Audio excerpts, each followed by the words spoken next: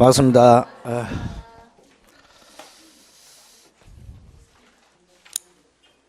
진해 그 군항지에 한다던데.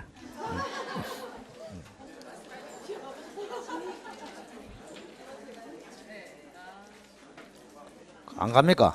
거기. 저는 원래 그 고향이 그 마산인데 바로 옆이잖아요. 진해가 그죠? 아직 한 번도 안 가봤는가 모르겠네. 한 번 갔는가 모르겠네. 원래 그 옆에 있는 사람은 잘 안 가요. 그 뭐 저쪽 서울 쪽에 있는 사람들은 굉장히 많이 와서 아예 그냥 교통이 전체가 마비될 정도로 그런 모양이던데. 딴 데도 벚꽃이 있는데 이리 하면 좀 잘 모르는 사람입니다. 그 딴 데 있는 벚꽃하고 진해에 있는 벚꽃이 종류가 달라요. 딴 데 있는 벚꽃이 요만하면은 꽃망울이 진해는 이만합니다. 보면 영 틀려요 이렇게. 그래서 좀 가봐서 자세하게 살펴보시면 차이가 많이 난다. 올해 진해 군항제 갔다 왔다. 그러면은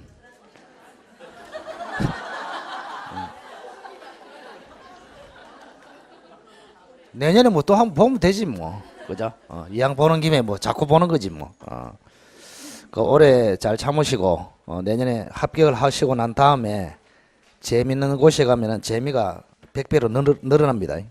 그래서 하여튼 간에 좀 잘 참아서 어쨌든 간에 나는 뭐 올해만큼은 공부로 인생을 끝내겠다 이런 생각을 가지시고 하여튼 조기에 좀 종결을 시키시기 바랍니다.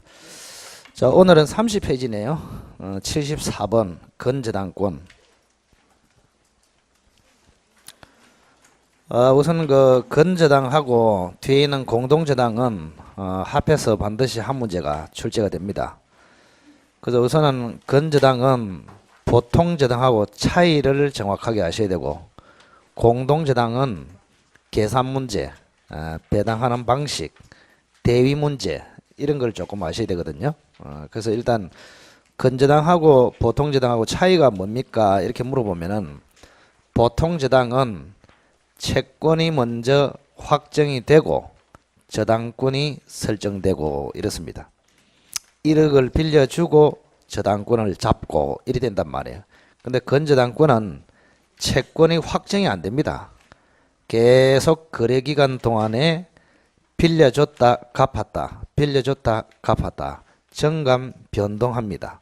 이걸 불특정 다수의 채권 이렇게 합니다. 언제 확정이 됩니까? 연말에 결산기에 확정이 됩니다. 건저당권.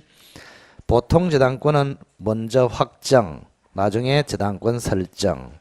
그런데 건저당권은 먼저 저당권 설정, 나중에 채권이 확정, 반대입니다. 그리고 건저당권은 보통저당하고 달리 최초에는 채권은 확정이 안 되지만 뭐는 결정이 된다. 최고액, 그죠?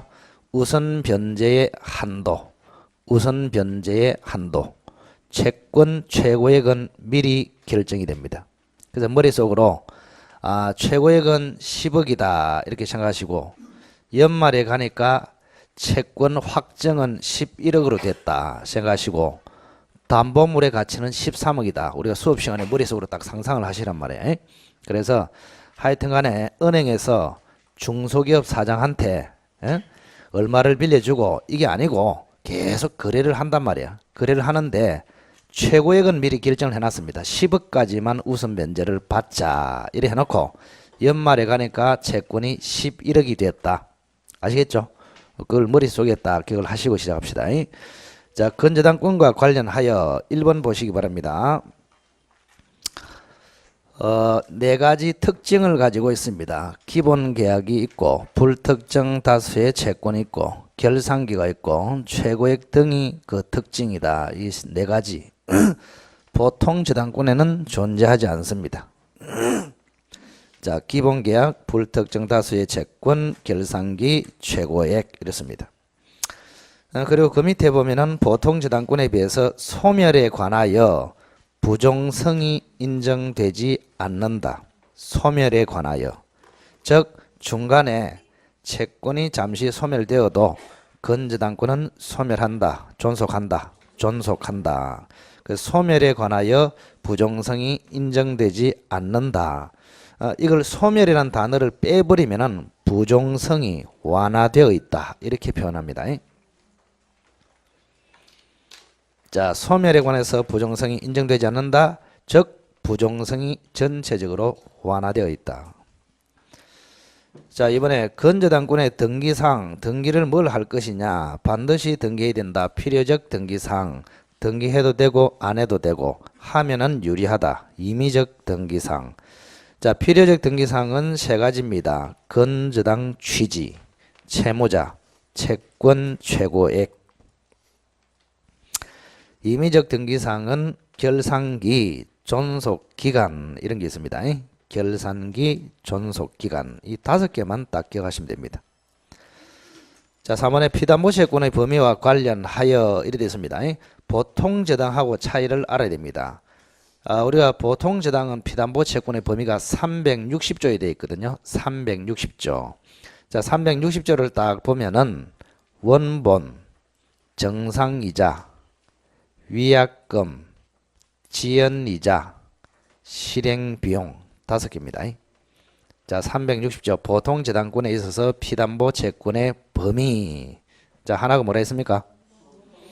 원본, 정상이자, 위약금, 또 지연이자, 실행비용. 그때 지연이자는 몇 년치다? 1년치입니다. 1년치. 자, 그런데 건저당권의 피담보 채권은 조심해야 됩니다. 지연이자는 무제한 담보가 됩니다. 1년치가 아니에요. 관환의 지연이자, 즉 손해배상이 무제한 담보되고 실행비용도 최고액에 포함되지 않는다. 조심해야 됩니다. 이 두 가지 차이만 빼놓고는 360조 보통저당권의 피담보 채권의 범위와 같다 생각하시면 됩니다. 자, 지연이자, 무제한 담보, 실행비용도 제외 이래 됩니다. 자, 4번에 피담보 채권의 확정 시기. 자, 피담보 채권이 확정이 왜 중요하냐? 확정이 되어야 건저당권에서 보통저당권으로 바뀝니다. 보통저당권으로 바뀌어야 실행으로 들어갈 수 있다. 자, 그래서 확정 사유가 중요합니다. 확정 사유, 피담보 채권의 확정 사유. 1번 원칙은 결산기 도래 12월 31일 그때 확정이 됩니다. 자, 예외적으로 결산기 도래하기 전에도 존속기간의 만료, 계약의 해지, 채무자의 파산. 그 채무자의 파산에는 관원에 주의할 점 들어있습니다. 자, 정리 절차, 회생 절차는 포함이 되나 채무자의 사망은 제외한다. 거기 시험에 몇 번 나왔습니다. 자, 채무자의 파산, 채무자의 정리 절차, 채무자의 회생 절차 개시, 이거는 피담보 채권의 확정 사유인데 채무자의 사망은 제외입니다. 자, 4번에 경매 신청도 시험에 몇 번 나왔죠. 경매 신청으로 피담보 채권이 확정된다. 근데 경매 신청으로 확정이 될 때는 주의해야 될 거, 스스로 경매 신청했냐, 후순위 건저당권자가 경매 신청했냐, 확정 시기가 달라집니다. 맞죠? 스스로 경매 신청했다. 언제? 신청 시. 자, 괄호안에 들어있습니다. 당해 건저당권자가 신청한 경우에는 신청 시. 괄호안에 신청 시 썼습니까? 괄호안에. 후순위 건저당권자가 신청한 경우에는 뭐요? 매각 대금 완납 시 또는 건저당권 소멸 시 같은 말입니다. 매각 대금 완납 시 또는 건저당권 소멸 시 그때 확정이 됩니다. 자, 마지막으로 5번에 건저당권 소멸을 청구할 수 있는 변제의 범위, 얼마를 갚아야 건저당권을 소멸을 청구할 수 있느냐 이런 이야기입니다. 자, 채무자 겸 설정자는 채권액 전부. 채권액 전부니까 아까 얼마입니까? 11억. 채무자 겸 설정자는 11억 전부를 변제해야 건저당권 소멸을 청구할 수 있다. 자, 방과로 2번. 물상보정인 또는 제3취득자는 최고액까지만 변제도 말소 청구가 가능하다. 얼마까지? 10억까지. 물상보정인 제3취득자는 최고액까지만 변제도 말소 청구가 가능하다. 물상보정인에 관해서 주의할 것. 연대보정인을 겸하는 물상보정인은 역시 전액을 변제해야 됩니다. 그래서 여기서 최고액까지만 변제도 된다. 이때 물상보정인은 순수 물상보정인을 이야기합니다. 연대보정인을 겸하는 물상보정인은 이때는 연대보정인은 채무자 역할을 하거든요. 그러면 채무자를 겸한다 이 말은 채무자다 이 말입니다. 채무자이기 때문에 전액을 변제해야 된다. 그거 조심해야 됩니다. 기본서에도 안 나와 있습니다. 그거는.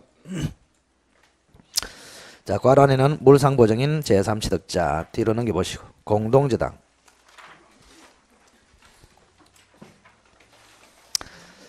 자, 공동저당은 여기 그림을 잠시 한번 보겠습니다. 공동저당. 자, 갑이라는 사람이 을에게 지금 1억을 지금 대여를 했단 말이에요. 대여. 빌려줬습니다. 자, 을한테는 토지도 있고 집도 있다. 이렇게 됐습니다. 자, 토지가 1억짜리고 집이 1억짜리입니다. 이렇게. 그래서 갑이 양쪽으로 저당권을 잡았습니다. 여기도 잡고 여기도 잡고 이걸 이제 우리는 공동저당이라 합니다. 공동저당. 자, 하나의 채권을 담보할 목적으로 여러 개 부동산 위에 여러 개 저당권을 설정했다. 공동저당. 아시겠죠? 자, 채권이 몇 개입니까? 한 개. 부동산 몇 개? 그 다음에 저당권 몇 개? 두 개. 일물일권주의입니다. 자, 이 경우에 요 밑에 병이라는 사람, 정이라는 사람이 5천만 원씩 빌려줬습니다. 5천만 원. 5천만 원. 이렇게 됩니다. 이렇게 됐다. 그래서 공동저당이 나오면은 여러분이 시험장에 딱 갔을 때 이 그림을 무조건 그냥 떠올리라 이 말입니다. 기본적으로. 무조건. 그 떠올리고 이제 배당을 어떻게 받을 것이냐 이랬을 때 자, 두 가지가 있습니다. 동시에 신청해서 동시에 배당을 받는다 이야기입니다. 그 다음에 하나씩 신청을 합니다. 이시 신청해서 이시에 배당을 받는다. 그럼 동시에 신청하면은 경매 대가에 비례해서 받습니다. 경매 대가에 비례해서 받는다. 경매 대가에 비례해서. 근데 이시에 신청하면은 그냥 왕창 받습니다. 왕창 받아요. 왕창 받고 나머지는 어떻게 처리하느냐 그걸 이제 기억하시고. 자, 그러면 연습 한번 해볼까요? 이거 보시기 바랍니다. 지금 만약에 동시에 신청했다 봅시다. 동시에 요 토지하고 집을 한꺼번에 경매를 붙였다 이 말입니다. 그러면은 토지에 대해서 1억을 다 받아간다 이게 안 된다 이런 이야기입니다. 그때는 비례해서 받아. 비례해서 여기서 얼마를요? 5천만 원 받아가고 여기서 5천만 원 받아가고 이래 해서 1억을 받아가라. 이게 동시 신청입니다. 자, 그런데 동시 신청에도 중요한 판례가 하나 나왔습니다. 2010년도에. 그동안에 그 말이 없다가 이게 만약에 이 집이 물상보정인 집이야. 이렇게. 물상보정인이 등장할 때는 이시 신청 이게 이제 시험에 잘 나오는데 동시에 신청했을 때도 물상보정인이 있을 때 어떻게 되겠냐. 이거는 판례가 처음 나왔단 말이에요. 이게. 그래서 바로 이제 이게 출제가 될 수 있는 그런 내용입니다. 그래서 우리가 과거의 판례는 이게 채무자 소유로 둘 다 이든지 하나는 채무자고 하나는 물상보정인인데 상관없이 5천만 원 이래 받아가라 이래 했습니다. 그동안에. 근데 2010년대에 최신 판례가 나와가지고 동시에 신청할 때조차도 물상보정인을 우선해라 이렇게 돼 있습니다. 아시겠죠? 이 사람이 우선한단 말이에요. 이 사람이. 자, 이 사람이 우선한다 이 말은 갑이라는 사람이 동시에 둘 다 붙였다 하더라도 경매 대가에 비례해서 받아간다 그렇지 않다. 그렇지 않단 말이야. 채무자부터 먼저 받아가고 그 다음에 물상보정인으로 받아가라 이런 이야기입니다. 최신 판례. 그럼 얼마를 받아가란 말입니까? 채무자한테 요거를 먼저 경매 신청해서 1억을 다 받아가라 이 말입니다. 다 받아가면은 여기는 빵 이리 되잖아요. 근데 여기 만약에 1억짜리가 아니고 6천짜리야. 그럼 6천만 받아가고 나머지 얼마? 4천만 원 못 받은 거에 대해서만 물상보정인 재산으로 들어가서 받아가라. 이게 최신 판례입니다. 아시겠죠? 자, 그래서 어쨌든 간에 과거에는 물상보정인이 들어오든 안 들어오든 5천만 원, 5천만 원 요렇게 받아가라 되는데 2010년대 판례부터는 동시에 신청해서 받아갈 때도 물상보정인을 우선시한다. 즉 채무자 재산에 경매 신청해서 먼저 받아가고 부족분이 있는 경우에만 물상보정인 재산에서 받아간다. 아시겠죠? 잘 기억하시기 바랍니다. 자, 이게 동시 신청입니다. 그 다음에 이시 신청. 자, 토지만 경매를 붙였습니다. 토지만 붙여가지고 1억을 다 받아가 버렸어. 을이 1억을 다 받아갔단 말이에요. 그러면 뭐 을은 괜찮잖아요. 갑은 괜찮아요. 갑은 그죠? 갑은 지금 둘 다 경매 신청했으면은 아까 물상보증인 아닙니다. 지금은 지워버리고 물상보증인은 아까 헷갈리기 때문에 자, 둘 다 동시에 경매 신청했을 때는 5천, 5천 이렇게 받아갔습니다. 그런데 토지만 경매 붙여가지고 얼마를 받아갈 수 있다? 1억을 받아갈 수 있다 이 말입니다. 그러면 결국에는 갑은 똑같네요. 동시에 경매 신청해도 5천, 5천, 1억. 그냥 토지만 경매 신청해도 1억 다 받아갈 수 있잖아요. 갑은 상관이 없습니다. 근데 문제는 누구에게 발생합니까? 병한테 발생하죠. 지금 아까 갑이라는 사람이 5천, 5천 받아갈 때는 병과 정도 5천, 5천 받아갈 수 있었잖아요. 나머지가 있기 때문에. 그런데 갑이라는 사람이 토지만 경매 붙여가지고 1억을 다 받아가니까 병이란 사람이 어떻게 됩니까? 빵 이렇게 됩니다. 빵. 하나도 못 받는다 말입니다. 응? 그래서 병을 좀 보호하자 이래 된 것입니다. 이 사람을 좀 보호를 하자. 불쌍하다. 병을 보호하자. 그럼 누구 때문에 이렇게 됐습니까? 누구 때문에?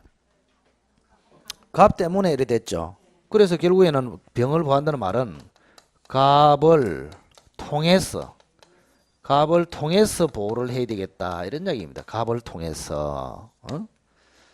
그럼 갑을 통해서 이 말은 갑이 동시에 신청해서 받아갔다면은 갑이 챙겨갔을 것을 병이 대신 챙겨간다. 이런 사고방식을 가져란 말이에요. 자, 한번 봅시다. 갑이 만약에 동시에 경매 신청했다면은 5천 5천이죠. 그러면 집에 대해서도 얼마를 받아갔단 말입니까? 5천 받아갔다. 요 집에 대해서 갑이 5천 받아가야 되는 것을 여기에서 1억 받아갔잖아요. 그러면은 동시에 신청했다면은 갑이 받았을 5천만 원 이거를 병이 갑을 대위해서 집에 경매 신청해서 5천을 대신 받아간다 이런 이야기입니다. 아시겠죠? 그래서 갑을 통해서 이 말은 갑을 뭐해서 말입니까? 대위해서 이런 뜻입니다. 갑을 대위해서. 이걸 후순위 저당권자의 대위라 합니다. 굉장히 중요하죠. 그죠? 우리 민법 368조 2항에 있습니다. 후순위 저당권자의 대위. 후순위 저당권자의 대위가 되겠습니다. 자, 그러면 이제 잘 보세요. 갑의 입장에서는 어떻습니까? 갑의 입장에서는 동시에 신청하면은 5천 받아가고 이시에 신청하면은 토지에 대해서 1억을 받아가고 갑은 괜찮아. 끝났고. 그다음 병을 봅시다. 갑이 동시에 신청해서 5천 받아가니까 병도 토지에서 5천을 받죠. 그런데 갑이 토지에 대해서 1억을 다 받아가니까 병이 한 푼도 못 받잖아요. 그런 경우에 병을 보호해야 된다 이 말입니다. 아시겠죠? 자, 갑은 지금 이 토지를 경매 신청해서 1억을 받아가서 끝났습니다. 그럼 병을 어떻게 하겠느냐? 병을 보호하는 것은 갑을 통해서 보호를 한다 이 말입니다. 자, 갑이 동시에 경매 신청했다면은 집에 대해서 5천만 원 받았단 말이야.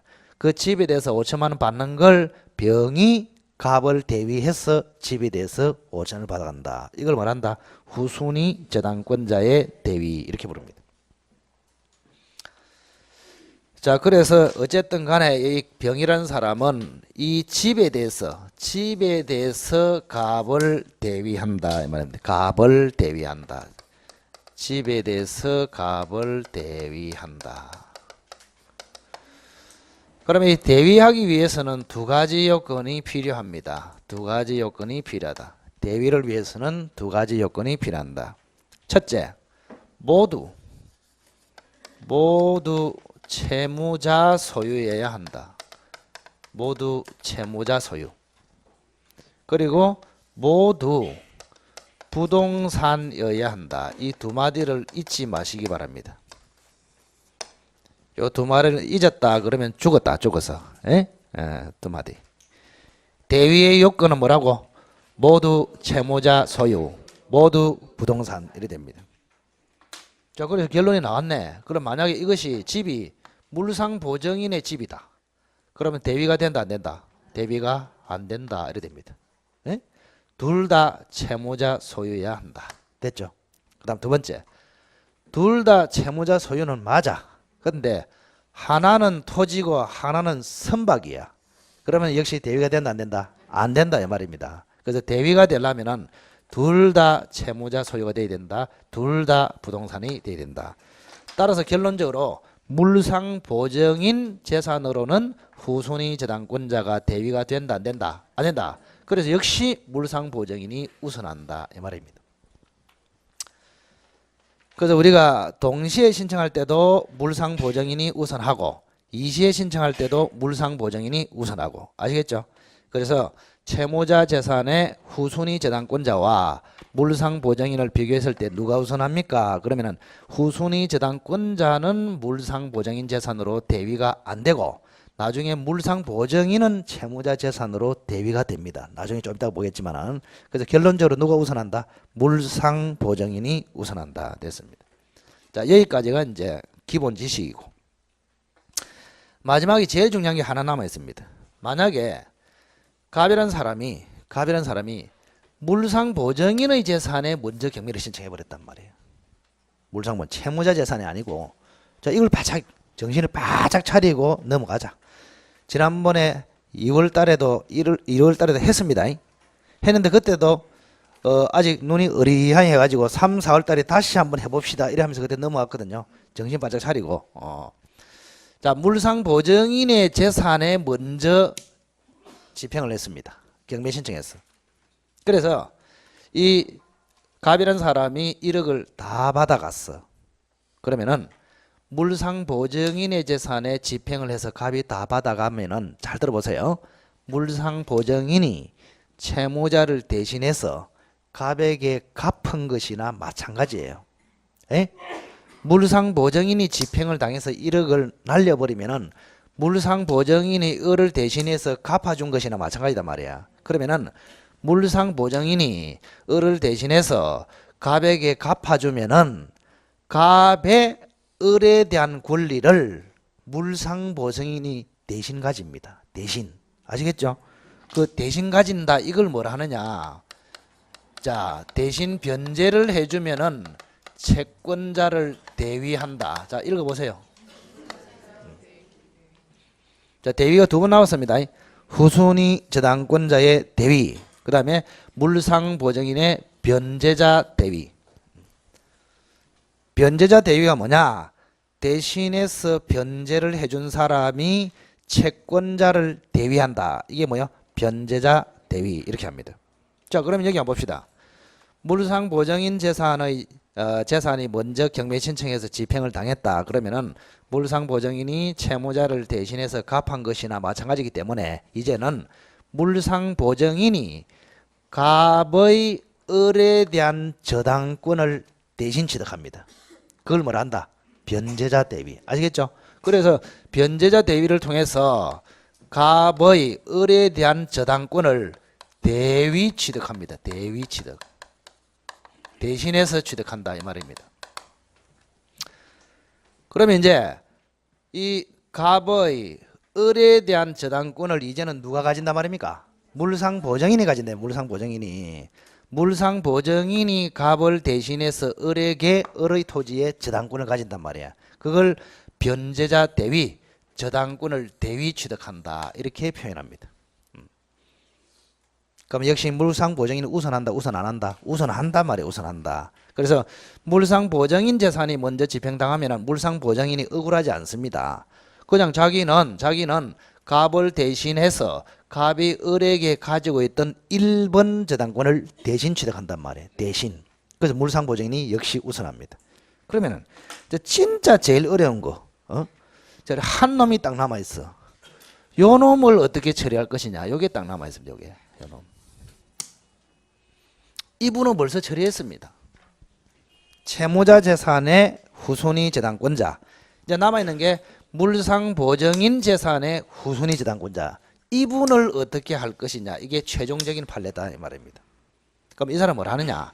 자, 아까 물상보정인이 먼저 집행당하면은 물상보정인이 갑을 대신해서 을의 토지의 1번 저당권을 대신 취득한다 그랬죠.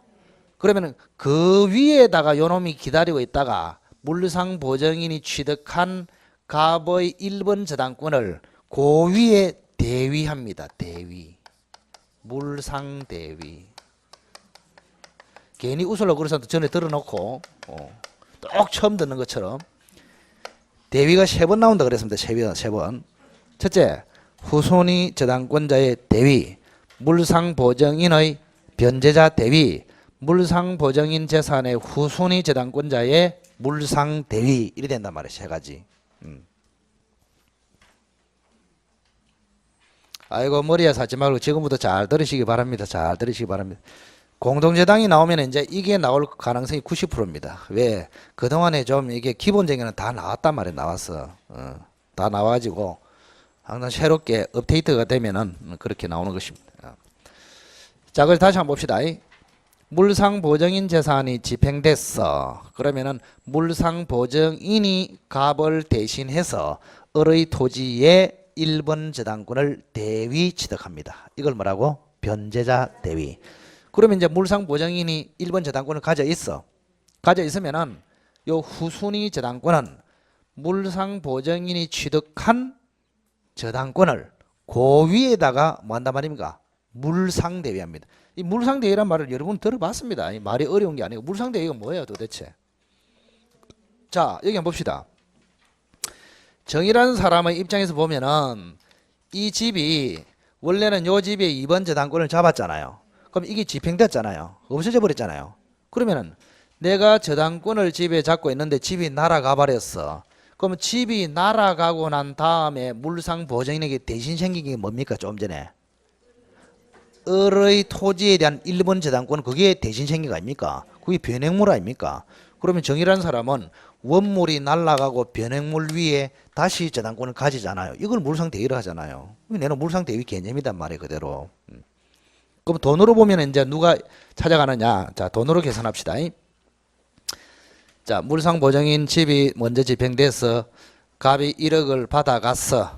그 다음 물상보정인이 을의 토지에 1번 저당권을 가집니다. 얼마치? 1억 원치. 아시겠죠? 그러면 1억 원치를 병이 을다시가 을의 토지에 가졌잖아요. 그래서 요 을 토지에 을다시가 경매 신청해서 1억을 받을 수가 있잖아요. 그러면 1억을 받았다 치면은 지가 1억을 다 먹는 것이 아니고 누가 우선합니까? 이분이 우선한다. 그래서 정이란 사람이 5천을 먼저 먹고 나머지 5천을 물상보정인이 먹는다 이 말입니다. 그래서 최종적으로 1등이 누구다? 물상보정인 재산의 후순위 저당권자 1등. 그 다음에 나머지 남아있다면 물상보정인, 그 다음에 채무자 재산의 후순위 저당권은 빵 이렇게 되는 것입니다. 연습 잘하시오. 연습. 자, 31페이지 공동저당과 관련하여 이번에 실행방법 동시신청 동시배당의 경우에 경매대가에 비례하여 분담하며 또 다른 부동산이 물상보정인 소유인 때는 먼저, 자 여기 나왔습니다. 이게 2010년대 최신 판례를 그랬습니다. 동시 신청할 때도 물상보정인을 우선시한다. 그게 이제 또 다음부터입니다. 자, 또 다른 부동산이 물상보정인 소유인 때 먼저 뭡니까? 채무자 소유 부동산을 실행하고 부족액이 있는 경우에 물상보정인 소유 부동산을 실행해야 한다고 하여 우리 판례는 동시배당의 경우에도 물상보정인을 우선시한다. 자, 이번에 이시신청 이시배당. 자, 하나의 부동산만 먼저 실행하여 채권액 전부를 배당받아도 되며, 1억 전부를 배당받아도 되며, 이 경우에 배당받지 못한 후손위 재당권자, 저기서 누굽니까? 병이죠? 후손위 재당권자 병은 동시에 배당되었으면은 비례하여 배당받았을 범위 내에서, 그럼 비례하여 배당받았을 범위, 이게 얼마짜리입니까? 5천만 원이죠. 5천만 원 범위 내에서 다른 부동산에 대하여 공동저당권자를 대위하여 배당받을 수 있다. 대위하여. 그러나 또 하나의 부동산이 물상보증인 소유의 경우에는 채무자 소유 부동산의 후손위 지당권자 병은 물상보증인 을 다시 소유의 부동산에 대위할 수 없으나, 두 분 다 대위입니다. 자, 그런데 마지막으로 물상보증인 소유 부동산이 먼저 실행된 경우, 이게 이제 제일 중요하다고 그랬습니다. 물상보증인 소유의 부동산이 먼저 실행된 경우에 물상보증인은 채무자 소유 부동산에 뭐 할 수? 대위할 수 있다는 것이 판례이다. 즉 물상보증인 우선설을 취하고 있다. 물상보증인 우선설. 자, 제가 이제 여기까지만 썼습니다. 여러분의 수준을 고려해서. 그런데 설명은 뭐까지 해버렸습니까? 정까지 했잖아요. 여기는 정이 안 나오고 있잖아요, 지금. 그래서 정까지도 여러분들이 아셔야 됩니다. 결국에는. 정은 원래 5월달에 이야기하는데 미리 이야기했다. 지금 제가 실수해가지고. 원래 요 정까지 이야기 안 하고 딱 하면 딱 여기까지 해서 넘어가는데 정까지 해버렸다. 자, 뒤로 넘어갑시다.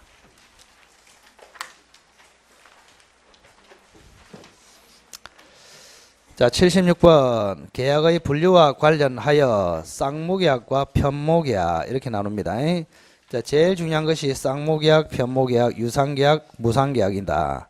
자, 쌍무계약과 편모계약은 채무 중심으로 계약 성립 시를 기준으로 판단하며, 유상계약과 무상계약은 출연 중심으로 계약 성립 시는 물론이고 계약의 전 과정을 기준으로 판단한다. 쌍무와 편무는 채무 중심, 유상과 무상은 출연 중심. 쌍무와 편무는 계약 성립 시, 유상과 무상은 계약의 전 과정을 기준으로 판단한다. 특히 쌍무와 유상의 관계로 모든 쌍무계약은 유상계약이지만 유상계약이라고 해서 모두 쌍무계약이 되는 것은 아니다. 즉 뭐가 범위가 넓다. 유상계약이 넓다. 뭐 때문에? 현상광고 때문에. 현상광고 플러스 쌍무계약이 유상계약입니다. 그래서 편무계약이면서 뭐에? 유상계약에 들어가는 유일한 것이 뭐요? 현상광고계약이다. 편무계약이면서 유상계약에 속한 것으로 현상광고계약이 있다. 현상광고계약. 자, 낙성계약과 요물계약.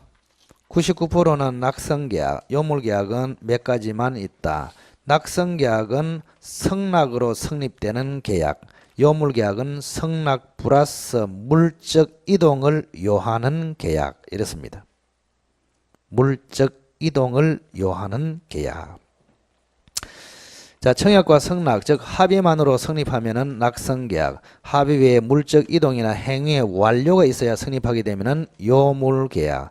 민법상 대부분은 낙성계약이며 요물계약으로는 세 가지가 정확하게 있다. 계약금 계약, 대물변제 계약, 현상광고 계약, 보증금 계약. 보증금 계약은 삼각표입니다. 삼각표. 두 가지 성질을 겸하고 있다. 자, 계약금 계약, 대물변제 계약, 현상광고 계약. 4월달 모의고사도 나옵니다. 계약금. 우리 하나 물어볼게요. 계약금 계약에서, 대물변제 계약에서, 현상광고 계약에서 급부를 하거나 행위를 완료해야 계약이 성립되죠. 그러면은 계약금 계약에서 계약금을 주는 것은 성립 요건입니까? 효력 요건입니까? 성립 요건이죠. 그 성립한다 그랬잖아요. 그래서 그런 거를 잘 들어야 돼. 효력 요건이다 이래 버리면은 끝장이다 이 말이지. 효력 요건이다. 뭐 틀린 사람 정해져 있네. 그래서 이게 그냥 여러분들이 그냥 자꾸 아무 생각 없이 들어버리면은 시험 떡 치보면은 신기할 정도로 다 틀려. 신기할 정도로. 희한합니다. 희한합니다. 그 들어놓고 이렇게 좋습니다. 이해가 합니다. 해놓고도 문제로 들이밀면은 다 틀려. 그래서 제가 혹시 높아심에서 물어보는 것입니다. 자, 계약금 계약에서 계약금 지급, 현상 광고에서 현상 광고에 정해진 행위의 완료, 이런 게 있어야 계약이 성립한다. 이런 계약을 뭐란다? 요물계약. 그러면은 계약금 계약에서 계약금 지급은 성립 요건이다, 효력 요건이다. 성립 요건, 성립한다 그랬잖아요. 그래 있어야 계약금 지급이 돼야 성립한다 이랬습니다. 자, 77번. 계약의 성립과 관련하여 합의가 있으면 성립하고 합의가 없으면 불성립하는 바, 합의나 불합의는 차고의 성결 문제로서 어떤 형태이든 불합의가 있으면 계약은 성립하지 않고 차고 문제도 발생하지 않는다. 그러니까 계약이 성립이 돼야 차고가 있든지 말든지 이랍니다. 계약 자체가 성립이 안 되면 차고 문제는 생긴다 안 생긴다? 안 생깁니다. 절대. 따라서 차고 문제는 합의가 있어 계약이 성립된 것을 전제로 발생하며 차고 취소 요건을 구비하면은 성립된 계약을 취소할 수 있는 것이다. 성립된 계약을 취소할 수 있다. 여러분이 그 특강 자료 읽을 때 좀 눈을 부라리고 읽어주시기를 바라겠습니다. 대충 읽지 말고 그냥 문장 하나하나를 집중해서 실수하지 않도록 이렇게 정확하게 줄을 끄면서 읽어봐라 이 말입니다. 정확하게. 그래야 이게 눈이 자꾸 뜨입니다. 그래서 우리가 제가 이야기했죠. 기본서를 1페이지부터 내가 읽겠다. 효과 별로 없습니다. 나중에 물어보면 한 개도 몰라. 선생님 저는 3번 읽었습니다. 계약 체결상의 과실이 어디에 나옵니까? 니 같으면 알겠나? 이래 됩니다. 몰라 잘. 그래서 지금 토요일날 자료하고 강의 노트하고 그걸 계속 쳐다보면서 이해가 잘 안 되면은 기본서를 찾아보고 이런 식으로 빨리 들어가야 7월달 돼서 60점을 통과한다 이 말입니다. 그래서 토요일날 이 자료도 그냥 대충 읽는 습관을 버리시고 정확하게 읽어보는 습관을 들이라 이 말입니다. 줄을 다 끄가면서 정확하게. 자, 한 번 더 읽어볼게요. 자, 1번의 밑에서 둘째 줄. 따라서 차고 문제는 합의가 있어 계약이 성립된 것을 전제로 발생하며 차고 취소의 요건을 구비하면 차고 취소 요건은 뭡니까? 중요 부분에 차고가 있으며 중과실이 없다면 그게 차고 취소 요건이다. 차고 취소 요건을 구비하면은 성립된 계약을 뭐 할 수 있다? 취소할 수 있다. 취소를 하면은 무효로 간다. 이렇게 됩니다. 자, 이번에 계약 성립의 유형으로 청약과 성락, 청약과 의사실현, 교차 청약 세 가지가 있습니다. 자, 1과 관련해서 1번 청약은 불특정 다수인에게도 할 수 있으나 성락은 청약해온 자에게만 가능하다. 맞죠? 청약은 신문 광고 또는 자판기를 통해서 불특정 다수인에게 할 수 있지만 성락은 청약을 해온 그 사람에게 해야 성락이 됩니다. 이번에 청약의 유인과 비교해서는 자, 청약의 유인은 청약과 청약을 비교합니다. 청약과 청약의 유인. 자, 그거 잘못 썼네요. 동그라미 이번에. 청약과 청약의 유인과 비교해서는 이렇게 해야 정확하겠죠. 그죠?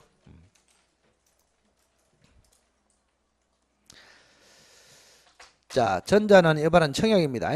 청약은 의사표시. 청약의 유인은 의사의 통지. 청약은 확정적, 청약의 유인은 비확정적.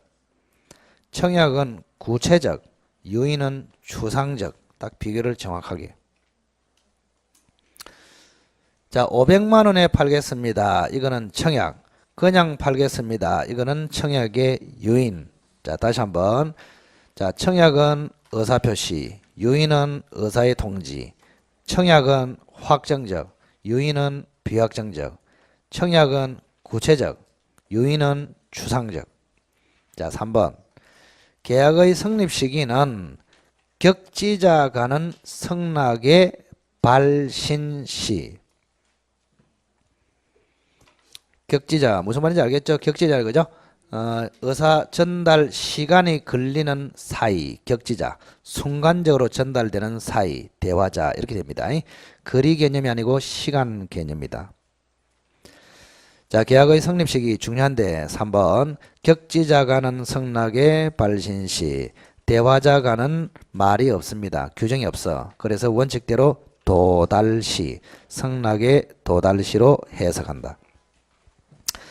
자, 성락이 연착되면은 계약은 성립하지 않으나 이를 새로운 청약으로 보아 원래 청약자가 성락함으로써 새로운 계약을 성립시킬 수는 있다. 맞습니다. 성락이 연착이 되면은 계약 성립합니까? 안 합니까? 안 하죠. 안 하는데 뭘 할 수 있다? 이 연착된 성락을 새로운 청약으로 봐서 거기에다가 청약자가 성락하면은 새로운 계약을 성립시킬 수는 있다. 특히 사고 연착이 또 한 번씩 시험에 나옵니다. 자, 사고 연착은 괄호안에 써놨네요. 성락자의 귀책 사유 없이 사고에 의해서 연착됐다.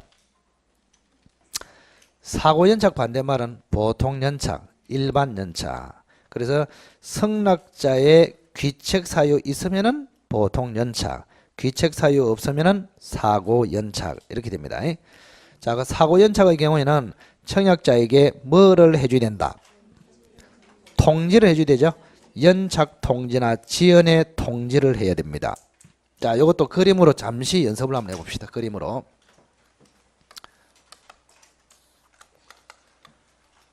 갑이 을에게 청약을 합니다. 청약. 그림을 따라 한번 그려보시기 바랍니다. 4월 1일 날 발신, 4월 3일 날 도달, 4월 10일 날 답을 해주시오 이렇게 했단 말이에요. 그러면 을이라는 사람이 다시 회답을 합니다. 갑에게 회답을 합니다. 자, 잘 보세요. 4월 4일 날 발신합니다. 발신. 그런데 4월 11일 날 도달이 됩니다. 이걸 뭐랍니까? 연착이라 합니다. 연착이 됐습니다.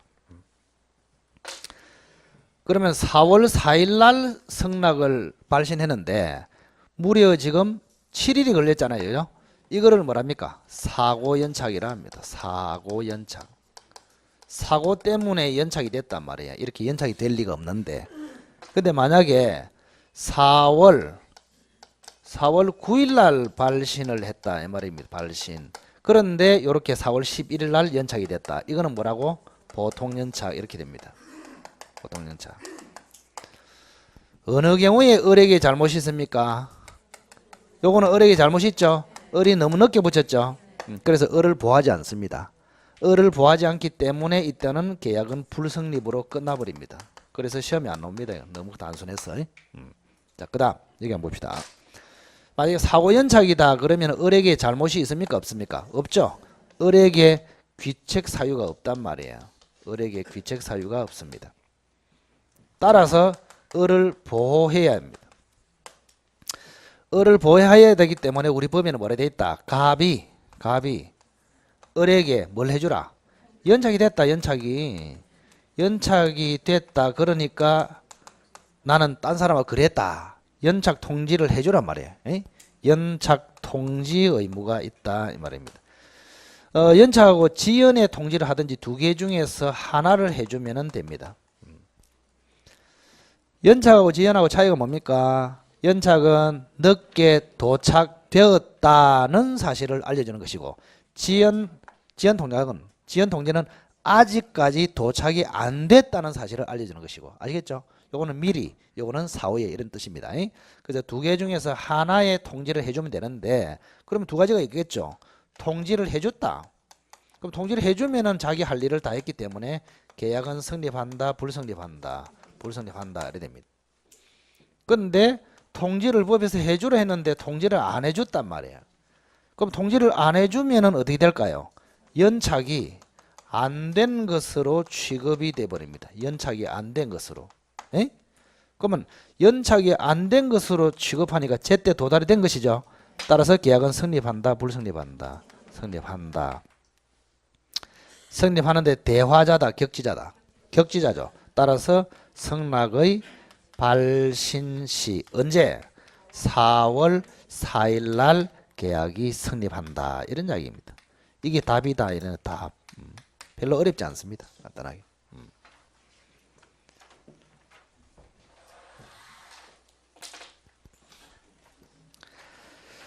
자, 그래서 특히 사고연착 거기부터 읽어볼게요. 자, 사고연착의 경우에는 청약자에게 연착 통지 또는 지연 통지 의무를 부과하여 통지를 하면은 원칙대로 계약은 성립하지 않으며 만약 통지를 하지 않으면 연착이 안 된 것으로 간주되어 계약은 성락의 발신 시에 성립한다. 4월 4일. 이 경우는 뭐이기 때문에? 격지자 간이기 때문에. 자, 이와 관련해서 의사실현. 자, 의사실현은 여러분들이 자판기에 동전을 넣어서 커피 매매가 성립되었다. 여러분이 카드를 버스 버스 성차해가지고 카드 되는 거 있잖아요. 그러므로서 성차 계약이 성립됐다. 여러분이 백화점에 진열되어 있는 정찰가 붙은 구두를 계산대에 가지고 가면은 매매 계약이 성립된다. 아시겠죠? 어떤 의사표시가 필요하다. 행동이 있으면 된다. 행동이 있으면 된다. 이 말입니다. 자, 그래서 방과라 이와 관련해서는 계약 성립 시기는 의사실현에 해당하는 사실이 있는 때, 상대방인 청약자가 그 사실을 안 때 그러면 X입니다. 사실이 있는 때, 얼굴에 화장품을 발랐을 때, 얼굴에 발랐을 때, 자판기에 동전을 투입했을 때, 버스에 성차하면서 카드를 댔을 때, 구두를 가지고 계산대에 갔을 때, 이게 사실이 있는 때. 자, 3과 관련해서 교차 청약. 교차 청약의 계약 성립 시기는 양 청약이 모두 도달했을 때, 양 청약이 모두 도달했을 때 이렇게 됩니다. 자, 뒤로 넘겨 보시고 78번. 자, 여기서부터는 테마마다 한 문제씩 튀어나온다 생각하시고 잘 보시기 바랍니다. 자, 계약 체결상의 과실 책임. 계약 체결상의 과실 책임. 자, 계약 체결상의 과실 책임 머리로 상상을 하세요. 자, 원시적 전부 불능을 전제로 합니다. 자, 머릿속으로 갑이 집을 을에게 팔았는데 매매하기 전에 전소됐다. 이걸 머릿속으로 딱 기억하세요. 갑이 을에게 집을 팔았는데 매매하기 전에 집이 뭐 됐다? 전소됐다. 이걸 뭐랍니까? 원시적 전부불능. 아시겠죠? 원시적 전부불능. 따라서 없는 집을 매매했다. 이 말. 없는 집을 매매했다. 따라서 매매는 유효다, 무효다? 무효다. 그때 판 사람에게는 잘못이 있고 살려고 하는 사람에게 잘못이 없단 말이에요. 즉 매도인 갑에게는 악의 또는 과실이 있고 매수인 을에게는 선의 무과실이고, 그러면은 계약상의 책임은 없지만은 계약을 체결해 나가는 과정에서 발생한 최소한의 손해는 배상하라. 이게 뭐요? 계약 체결상의 과실 책임. 그때 최소한의 책임을 뭐란다? 신뢰 배상 책임. 다만 이행 배상 책임을 한도로 한다. 아시겠죠? 신뢰 배상 책임을 진다. 이행 책임을 한도로 한다. 자, 읽어볼게요. 1번. 유효를 전제로 하는 계약상의 책임이 아니라 무효를 전제로 하는 계약을 체결하는 과정상에서 생기는 책임 문제다. 맞죠? 계약상의 책임이다. 과정상의 책임이다. 과정상의 책임. 유효이다. 무효이다. 무효이다. 이 말입니다. 자, 괄호 안에는 유효, 무효 이렇게 됩니다. 이번에 요건으로 원시적 전부불능으로서 계약이 무효일 것, 책임을 부담하는 자에게는 악의 또는 과실이 있을 것, 책임을 묻는 자에게는 선의 무과실일 것. 자, 3번의 효과로 이행이익 배상을 한도로 신뢰이익 배상 책임을 진다. 이행이익 배상을 한도로 신뢰익 배상을 책임진다. 자, 이번에는 이제 개념이 나옵니다. 이행이익은 계약이 이행되었을 경우에 경자가 빠졌다, 그죠? 이행되었을 경우에 발생하는 이익이며 대표적으로 전매 차익입니다. 내가 1억에 샀는데 다른 사람에게 팔기로 미리 약속이 돼 있다. 1억 1,000만 원에 전매 차익은 얼마다? 1,000만 원. 그 1,000만 원을 이행이익이라 합니다. 신뢰이익은 계약의 유효를 믿었으므로 생기는 이익, 목적물 조사 비용, 융자 비용 이런 겁니다. 목적물 조사 비용, 융자 비용. 자, 우리 판례는 계약교섭의 부당한 중도, 자, 줄을 꺼보시기 바랍니다. 계약교섭의 부당한 중도 파기 사건. 줄을 껐습니까? 우리가 사건을 크게 두 개로 나누세요. 535조가 출제가 되면은 원시적 전부 불능 사건하고 기타 유사 사건 이렇게 나누세요. 뭐하고 나누라고? 원시적 전부 불능 사건하고 기타 유사 사건. 원시적 전부 불능 사건은 535조로 처리하고 기타 유사 사건은 750조 일반 불법행위 책임 문제로 처리한다. 이것이 판례의 견해입니다. 따라서 계약교섭의 부당한 중도 파기 사건은 원시적 전부 불능 사건이다. 유사 사건이다. 유사 사건. 유사 사건이기 때문에 535조가 아니고 민법 750조 일반 불법행위 책임 규정을 적용하여 해결한다. 따라서 우리 판례는 535조 계약 체결상의 과실책임 규정을 완화해서 적용한다. 엄격하게 적용한다. 엄격하게. 원시적 전부 불능 사건만 535조를 적용한다 이 말입니다. 자, 그래서 맨 밑에 즉 우리 판례는 535조는 원시적 불능 사건에서만 적용하고 원시적 불능 사건에만 적용하고 기타 유사 사건은 750조 규정을 적용한다. 자, 535조는 무슨 사건? 원시적 불능 사건, 기타 유사 사건은 750조. 그 기타 유사 사건의 가장 대표적인 게 뭐라고? 줄건한 거. 계약교섭의 부당한 중도 파기 사건. 자, 그렇게만 우선 기억을 하시기 바랍니다. 자, 됐죠? 자, 나머지는 커피 한 잔 마시고 연속하겠습니다.